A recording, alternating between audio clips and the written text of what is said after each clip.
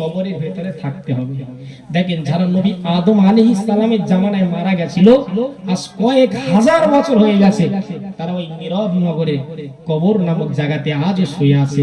আচ্ছা বলেন, তারা এই শত শত বছর, হাজার হাজার বছর, সেই নবী আদম আলাইহিস সালাতু ওয়াস সালাম থেকে নিয়ে এ পর্যন্ত কত বছর অতিবাহিত হয়ে গেছে। আমি আপনি কি কবরের ভিতরে যাব না বাবা? বলেন, একা একই ভাবে সকলে একা একই ভাবে শুয়ে আছে, দুইজন তিনজন আছে।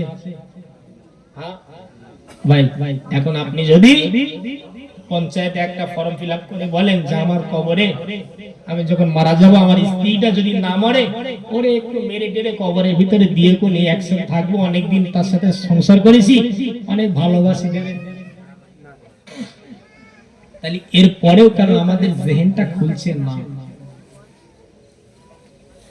আল্লাহ নবী জানান কবরের জবান খুলে দেওয়া হবে, কবর বলতে লাগবে, ও আল্লাহ পাকের বান্দা শোনো, আনা বাইতুত তুরাবি, আমি কবর হলাম মাটির ঘর।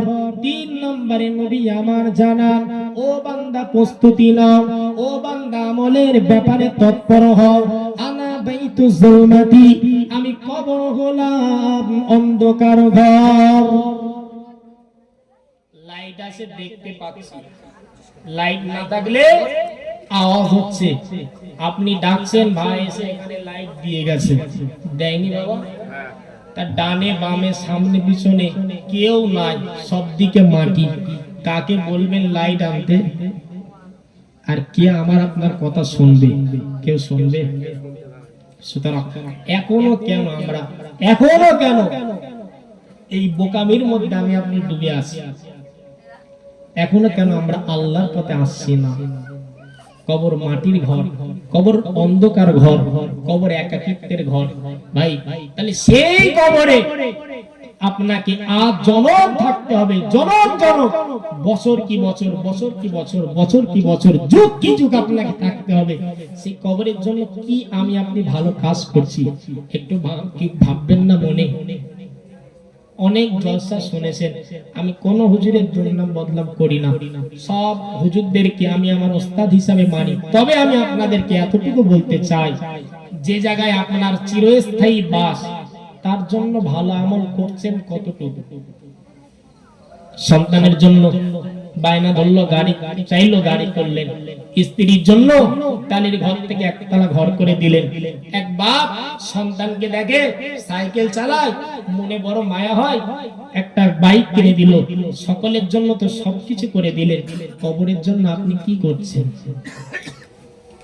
আল্লাহ নবী জানান, ও আমার সাহাবারা, ওই কবরের জবান আমার আল্লাহ খুলে দেবে, কবর বলতে লাগবে, ও আল্লাহ পাকের বান্দা শোনো, দুনিয়ার জমিনেতে বাঘ দেখার পরেতে অন্তরে যেমন ভয় হয়, সাপ বিছু দেখার পরে অন্তরে যেমন ভয় হয়, হিংস্র জন্তু জানোয়ার দেখলে বান্দা চোখের ঘুম তোমার হারাম হয়ে যায়।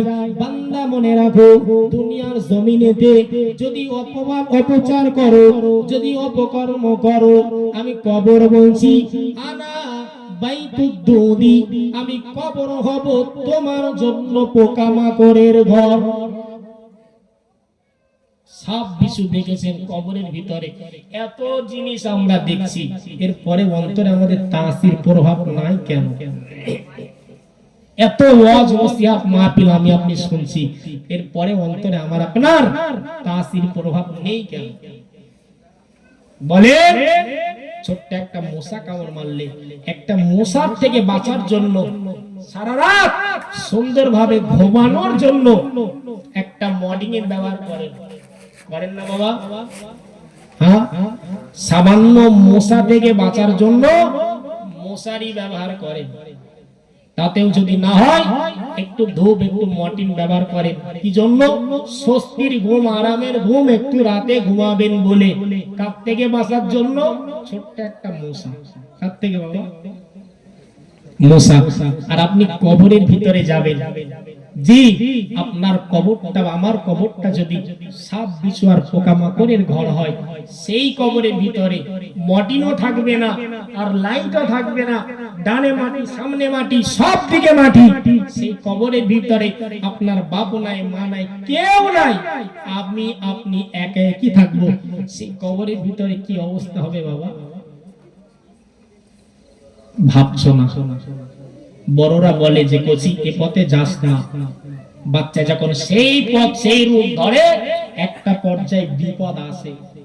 যদি কোরআন হাদিস যদি মিথ্যা হয়, নবীর কথাগুলো যদি মিথ্যা হয়, সেই নবী আদম থেকে নিয়ে নবী ঈসা রুহুল্লাহ পর্যন্ত, আমাদের শেষ নবী হযরত মুহাম্মদ সাল্লাল্লাহু আলাইহি পর্যন্ত, এত নবী রাসূল পয়গম্বর সব কি মিথ্যা?